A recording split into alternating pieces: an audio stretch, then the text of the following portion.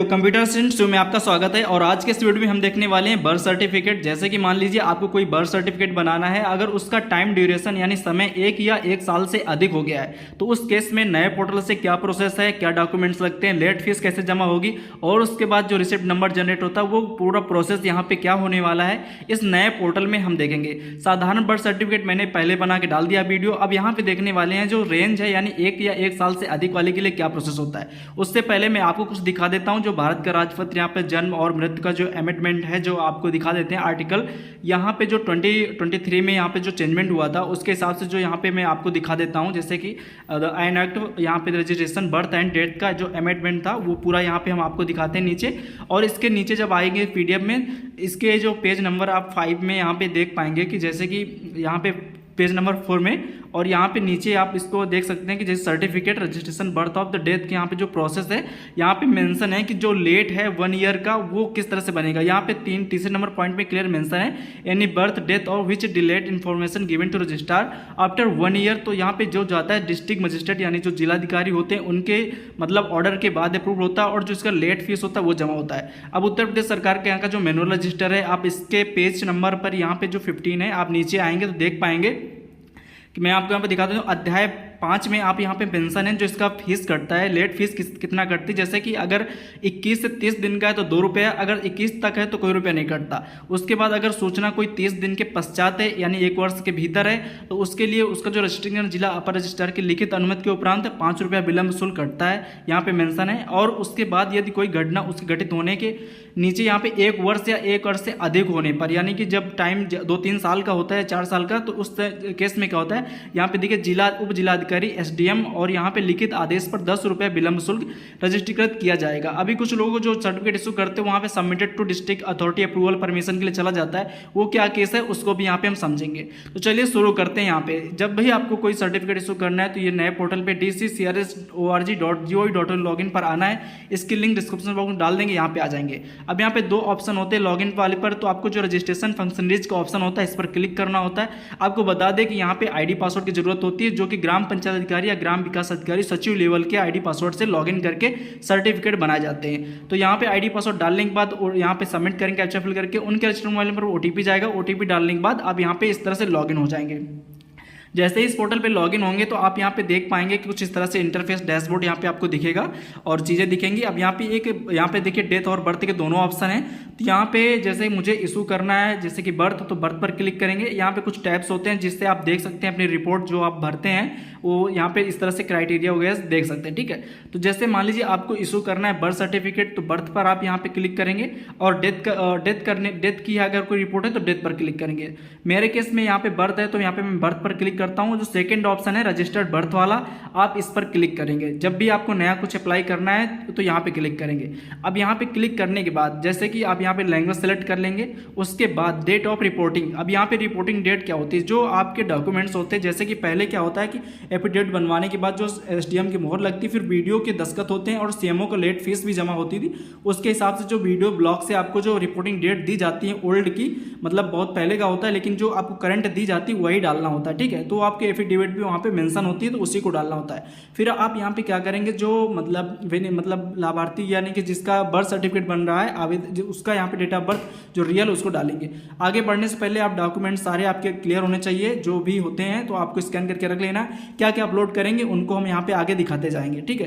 तो यहाँ पे जो डेट ऑफ बर्थ है उसको डाल दिए, रिपोर्टिंग डेट ऊपर जो वहाँ पे मेंशन की गई थी ब्लॉक से उसको मैंने वहाँ पे डाल दिया। अब जन्म का समय नहीं है, यहाँ पे आप लिंक सेलेक्ट कर लेंगे जो भी है।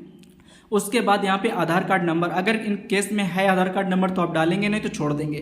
फिर अगर यहाँ पे बच्चे का जो नेम है आप वो सिंपली टाइप कर देंगे, अगर नेम नहीं है तो चेक बॉक्स में क्लिक करेंगे। फिर उसके बाद कंफर्म कर देंगे नेम कंफर्म करने के बाद यहाँ पे फर्दर इन्फॉर्मेशन की यहाँ पे डालना पड़ेगा। सेम यहाँ पे जैसे फर्स्ट नेम में पिता का नाम और लास्ट नेम में उपजाति जो होती है उसको यहाँ पे डाल देंगे। ऐसे ही नीचे आएंगे, मोबाइल नंबर अगर है तो आप डाल देंगे, नहीं तो जो माता की सूचना है सेम तरीके से माता की सूचना यहाँ पे डालनी है। थोड़ा सा मैं यहाँ पे तेज बता रहा हूँ क्योंकि वीडियो लॉन्ग हो जाएगा, चीज़ें बहुत सारी क्लियर करनी है। तो ये सिंपल जो स्टेप होता है फॉर्म भरने का, आप जब लॉगिन करेंगे देख पाएंगे जो यहाँ पे एड्रेस पूछा जाता है, जो बेसिक डालनी होती है, सिंपली आप इनको यहाँ पे डालते जाएंगे। इसी तरह स्टेट सेलेक्ट करेंगे, फिर यहाँ पे अपना जो डिस्ट्रिक्ट होता है यानी कि जो लाभार्थी मतलब जिसका सर्टिफिकेट इशू कर रहे हैं वो डालेंगे, उसका पूरा यहाँ पे एड्रेस वगैरह आप फिल करेंगे। एड्रेस फिल करने के बाद जब नीचे आएंगे तो फिर यहाँ पे आपको देखना पड़ेगा कि यहाँ के जो माता पिता के स्थायी पता अगर सेम है तो आप यहाँ पर क्लिक कर देंगे। इस तरह से स्थायी पता कुछ ऑटो फैच हो जाएगा। उसके बाद यहाँ पे जन्म का स्थान, अब यहाँ पे जैसे कि अस्पताल, संस्था, घर, तो यहाँ पे जैसे इनका घर पे हुआ है तो हम यहाँ पे घर वाला सिलेक्ट करते हैं, क्योंकि ग्राम पंचायत में इसी तरह से घर सिलेक्ट करके यहाँ से इशू होता है। उसके बाद उत्तर प्रदेश यहाँ पे सिलेक्ट करने के बाद सेम तरीके से जन्म का जो स्थान होता है उसको भी आप यहाँ पे मेंशन करेंगे। आपका हो सकता है जन्म स्थान थोड़ा सा अलग हो, लेकिन जो भी अगर आप घर पे हैं, निवास पे ही है, तो आप यहाँ पे उसी को डालेंगे जहाँ पे आपका जन्म स्थान है। तो सिंपली आप यहाँ पे फिल कर देंगे जन्म का स्थान, अगर सेम है तो सेम पर क्लिक कर दें। अब यहाँ पे सूचनादाता की जानकारी में आप उनके माताजी का या पिताजी का किसी का भी नाम डाल सकते हैं। फिर आगे सेव एज ड्राफ्ट पर आगे बढ़ेंगे। आप इसको सेव ड्राफ्ट कर लेंगे, क्योंकि नेक्स्ट तब करते हैं जब आप कंटिन्यू काम करते हैं। इसको सेव ड्राफ्ट करने के लिए आप फिर से एडिट करके दोबारा से बना सकते हैं। तो अब आता है फीस एंड पेमेंट का। तो अब पहले हम इतना सेव ड्राफ्ट करने के बाद यहाँ पे फीस एंड पेमेंट पर क्लिक करेंगे, और जो तीसरा ऑप्शन है यहाँ पे ऐड व्यू पेमेंट डिटेल, यहाँ पे इस तरह से थर्ड वाले पे ऑप्शन पर आपको क्लिक करना है। अब यहाँ पे रिसिप्ट जनरेट करने का कैसे होता है अभी बताते हैं। यहाँ पे जनरेट पेमेंट पर आप क्लिक करेंगे। जनरेट पेमेंट पर क्लिक करने के बाद यहाँ पे जो होता है आवेदक का नाम डाला जाता है, आवेदक जो भी हो। आपको बता दें कि इस रजिस्ट्रार के हिसाब से जो इनका शुल्क है 10 रुपये, यानी अगर 1 साल से ऊपर है, मैंने पहले बता दिया था, यहाँ पे मेंशन है, तो वो 10 रुपये यहाँ पे आ जाता है। तो हम क्या करते हैं, यहाँ पे आवेदक का नाम डाल दें। आवेदक उनके माता पिता या घर वाले कोई भी परिजन हो सकता है, तो यहाँ पे हम उनके पिताजी का नाम मेंशन के दे रहे हैं। फिर उसके बाद इवेंट टाइप, बर्थ डेट क्या है आप इसको यहाँ पे दिखाएंगे। मेरे केस में बर्थ है तो मैं यहाँ पे बर्थ सेलेक्ट कर लेता हूँ। उसके बाद पर्पस यहाँ पे किस मतलब यहाँ पे आप किस टाइम ड्यूरेशन में सबमिट कर रहे हैं, जैसे कि मेरा पीरियड आफ्टर 1 ईयर थर्ड वाला है तो मैं उसको सेलेक्ट कर लेता हूँ। अब यहाँ पे देखिए 10 रुपये ऑटोमेटिक आ गया है। अब इसको हम सबमिट करेंगे। अब देखिए ये जो चालान होता है ये सबमिट हो जाता है, ये रिसिप्ट जनरेट करना होता है। तो आपको ध्यान रखना है कि इससे पहले जैसे कि यहाँ पे देखिए कैश रिसिप्ट सक्सेसफुली हो गया। अब इसको कॉपी कर लेंगे और डाउनलोड करके इसको अपने पास रखेंगे। अभी इसमें एक प्रावधान आया है कि जैसे कि इस रिसिप्ट का जो अमाउंट है वो बैंक में डिपॉजिट होना है, लेकिन अभी सिस्टम मतलब कंटिन्यू वर्क जहाँ जहाँ हो रहा है वहाँ पे हो रहा है, बाकी इसको अपने पास सुरक्षित रखना है। क्योंकि क्या हो रहा है कि ऑफलाइन जो सीएमओ ऑफिस होता है वहाँ पे लोग अपना लेट फीस जमा करते हैं, तो जैसे वो लोग इशू कर देते हैं, तो फिर यहाँ पे जब आप रिसिप्ट जनरेट करते हैं तो जब भी आप आगे इसको फिल करेंगे तो आपका सर्टिफिकेट बन जाएगा। यहीं पे अगर जो लोग लेट फीस नहीं जमा करके थे सीएमओ ऑफिस में, अगर ऐसे जनरेट करके सर्टिफिकेट इशू कर रहे हैं तो उनका पेंडिंग चला जा रहा है अथॉरिटी डिस्ट्रिक्ट लेवल पर। तो आपको अगर वहाँ पे आपने लेट फीस जमा करी है पहले से, तो जब यहाँ पे रिसिप्ट जनरेट करेंगे तो आपका पेंडिंग नहीं जाएगा और यहाँ पे सर्टिफिकेट बन जाएगा। और कुछ दिन बाद इसका जो बैंक अकाउंट है ब्लॉक सचिव लेवल पर जो भी मतलब एक ओपन हुआ होगा, जो रिसिप्ट का पैसा होगा वो अभी डायरेक्ट वहीं पे जाएगा, रिसिप्ट के माध्यम से जमा करेगा। लाभार्थी भी जमा कर सकता है या जो भी अधिकारी ग्रेड होंगे वो लोग खुद जमा करेंगे। तो उसको आप अपने पास रख लेंगे, रिसिप्ट जनरेट करके अभी काम आएगा तो इसको देखेंगे। अब होम टैब पर आके आप जो ड्राफ्ट वाली रिसिप्ट थी उसको रिकवर करेंगे, विदिन 7 डेज में जाएंगे और यहाँ पे ड्राफ्ट एप्लीकेशन पर क्लिक करेंगे। अब यहाँ पे रेंज भी आपको सिलेक्ट करना पड़ेगा कि जैसे 1 ईयर वाला था तो उसी को हम यहाँ पे सेलेक्ट कर लेते हैं, यानी कि ड्राफ्ट एप्लीकेशन में विदिन 7 डेज में 1 ईयर में आ जाएगा। यहाँ पे एडिट का ऑप्शन आ जाएगा, तो जो आपने पीछे छोड़ रखा था वो यहाँ पे रिकवर हो जाएगा। आप सिंपली आप इसमें बेसिक डिटेल देख सकते हैं जो आपने पहले भरी थी। अगर कोई कॉलम छूट गया है या फिर से मांग रहा है तो आप उसको भर दीजिएगा। उसके बाद आप यहाँ पे नेक्स्ट करके सेव एंड ड्राफ्ट करके आगे बढ़ेंगे। तो मेरे केस में यहाँ पे मैंने सब कुछ फैच कर दिया है, जैसे कि उनका नेम और डेट ऑफ बर्थ फिर से मांग रहा था, मैंने भर दिया है। जैसे सारी डिटेल आप इस तरह से चेक कर लेंगे, एड्रेस वगैरह सब चीज़ फिल होती हैं क्योंकि वहाँ पे पहले आपने सेव एंड ड्राफ्ट कर लिया है। अब इस तरह से करने के बाद अब यहाँ पे हम इसको नेक्स्ट करेंगे। अगर कोई कॉलम छूट गया होगा तो यहाँ पे देखिए जैसे जन्मतिथि का कह रहा है कि कॉलम अभी कंफर्म कर दीजिए। इस तरह से अगर कोई भी कॉलम आपका छूट रहा है तो आप फिर से बैक जाके आप सिंपली यहाँ पे मेरे केस में जैसे जन्मतिथि यहाँ पे रेड कलर से आ गया लिख करके, तो मैं यहाँ पे इसको डाल देता हूँ। डालने के बाद अभी आप इसको क्या करेंगे और भी चीज़ें देख लेंगे, अगर सब कुछ सही है तो फिर उसके बाद नीचे आएंगे आप सेव एंड ड्रॉप्ट आप करके इसको फिर से नेक्स्ट पर क्लिक करेंगे। तो मैंने यहाँ पे ओवरऑल सब कुछ देख लिया। अब यहाँ पे हम इसको क्या करते हैं, सेव एंड ड्रॉप्ट करते हैं, उसके बाद आगे बढ़ते हैं। ऐसे करने के बाद फिर यहाँ पे नेक्स्ट पर क्लिक करेंगे। नेक्स्ट क्लिक करने के बाद जैसे अब दूसरा आ जाए तो सब यहाँ पे स्टैटिकल जो इन्फॉर्मेशन होती है उसको डालना पड़ेगा। तो चलिए यहाँ पे क्लिक करते हैं। इसमें भी सेम जो एड्रेस होता है उस तरह से यहाँ में जो कि मतलब लिखा हुआ है तो आप उसको दे देंगे। जो भी सेम एज अगर है तो आप यहाँ पे टिक भी कर सकते हैं, नहीं तो आप इस तरह से फिल कर सकते हैं। हम सारी चीज़ें यहाँ पे फिल कर देते हैं। फिल करने के बाद यहाँ पे पिता की सूचना आपको फिर से देनी पड़ेगी और अपना जो लोकल मतलब एड्रेस है उसको फिल करना पड़ेगा। ये सारी चीज़ें फिल कर दी। अभी जो रिसिप्ट नंबर डालना होता है उसका ऑप्शन आएगा, फिर वहाँ पर उसको आगे रिकवर करेंगे। जो अभी हमने PDF डाउनलोड की थी उसको अपने पास रखना है। यहाँ पे सब चीज़ें आप इस तरह सेलेक्ट कर लेंगे, जैसे उनका जो धर्म है उस सेलेक्ट कर लेंगे, और जो पिता का यहाँ पे व्यवसाय है, अगर वो कितना पढ़े लिखे हैं, ये चीज़ें अगर आपके पास हैं तो आप डाल देंगे। अगर आपको जानकारी नहीं है तो एक ऑप्शन होता है पता नहीं का, आप उस पर क्लिक करके उसमें डाल सकते हैं। फिर उसी तरह से इनका व्यवसाय क्या है आप उसको भी यहाँ पे सेलेक्ट कर लेंगे। माता जी की सूचना में देने के लिए धर्म का चयन करेंगे, तो इनका भी हिंदू धर्म है तो यहाँ पे सेलेक्ट कर लेते हैं। उसके बाद यहाँ पे मदर एजुकेशन, उनकी भी अगर क्वालिफिकेशन आपको पता है तो आप डाल दीजिए, अगर नहीं पता है तो इनकेस में आप पता नहीं, अगर अशिक्षित हैं तो आप अशिक्षित सेलेक्ट कर सकते हैं। उसके बाद माता का व्यवसाय क्या है, अगर आपको पता है व्यवसाय कृषि, एग्रीकल्चर, खेतिहार, मतलब बहुत सारे ऑप्शन आते हैं, आप पढ़ते जाएंगे, जो आपको सही लगे, जो मतलब वहाँ पे रियल हो वही आपको डाल देना है। डालने के बाद उसके बाद यहाँ अन्य सूचना, यहाँ पे लिखा है कि विवाह के समय माता की आयु, यानी कि जिस समय मतलब इनका विवाह हुआ था, यहाँ पे कह रहा है कि विवाह के समय माता की आयु, तो जो आयु रही होगी वो आपको यहाँ पे डाल देना है। जैसे किसी का 33 या 25, 27, 29 जो भी हो एज हो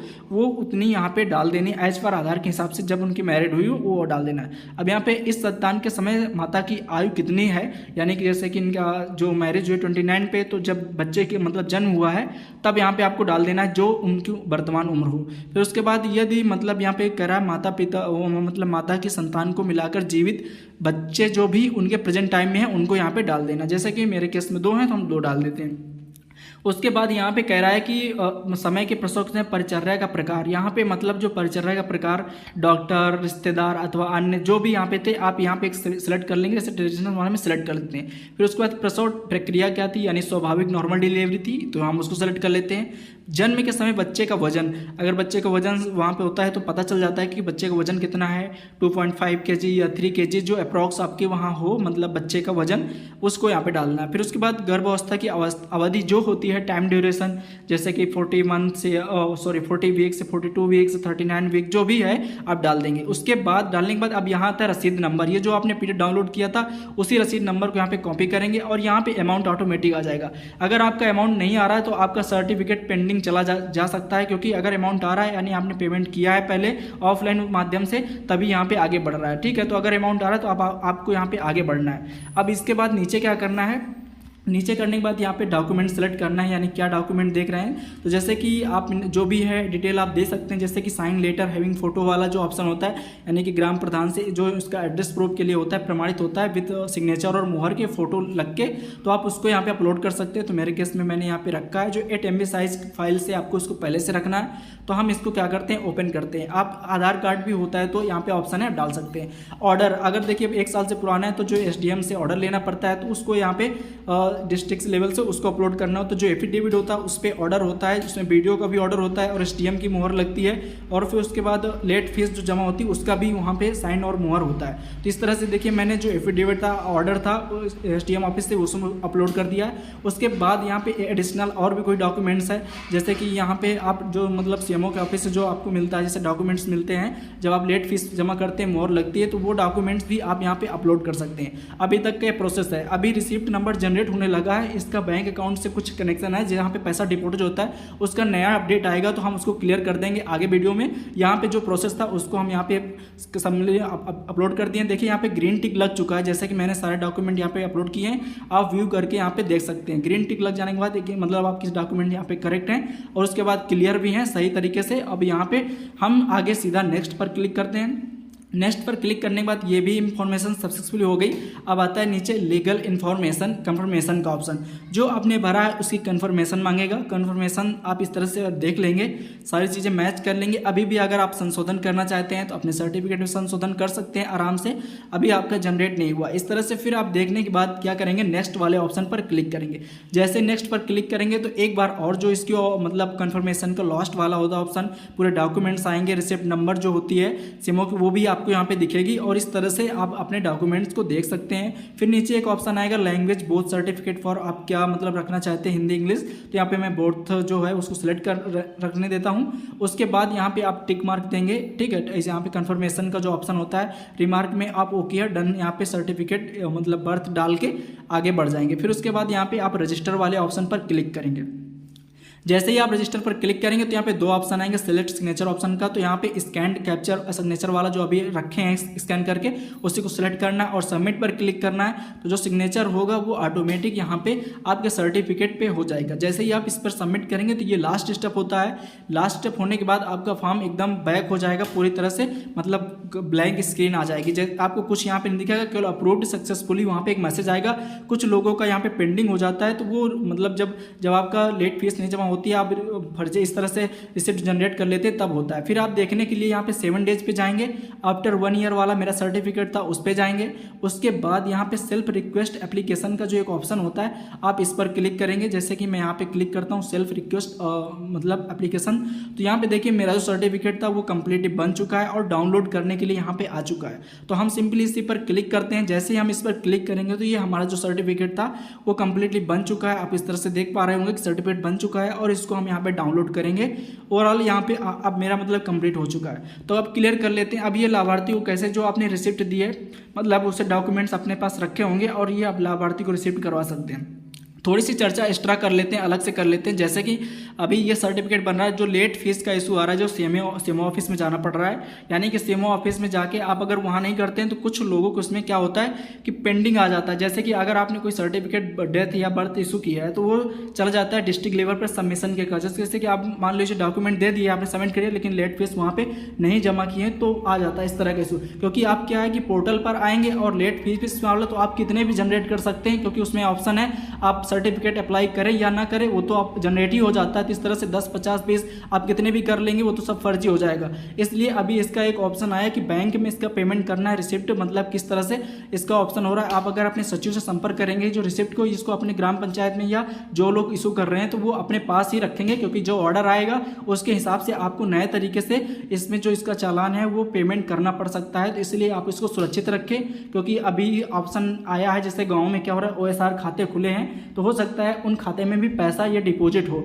लेकिन अभी जो ऑफलाइन प्रोसेस था सीएमओ ऑफिस में हम लोग जाते थे और वहीं के माध्यम से मतलब पहले की मतलब जो लेट फीस का प्रोसेस था वहीं पे जमा होता था, ये प्रोसेस चल रहा था। लेकिन कुछ अपडेट आए हुए हैं जब से यहाँ पे ऑनलाइन पोर्टल में ही रिसिप्ट जनरेट होने लगा है, तब से कुछ चीज़ें अपडेट हुई हैं। तो इस तरह से कुछ प्रोसेस है जो मैंने आपको यहाँ पे क्लियर कर दिया है कि किस तरह से यहाँ पे सर्टिफिकेट बन रहे हैं और सारी चीज़ें ऑलमोस्ट हमने यहाँ पे क्लियर किया। अगर अब कोई अपडेट और आता है जैसे कि पेमेंट को लेकर जो यहाँ पे डाउट रह गया है कुछ, कि जैसे कि आप जो रिसिप्ट जनरेट हो रही है उसको हम अपने पास रख रहे हैं, उसका क्या मतलब है, पैसा तो ऑनलाइन पेटीएम गूगल पे से कहीं कट नहीं रहा है कि वो रिसिप्ट ही जनरेट हो रही, तो ये सारी चीज़ें हम उस पर कवर करेंगे। तो आई होप यहाँ पे क्लियर हो गया होगा आपको।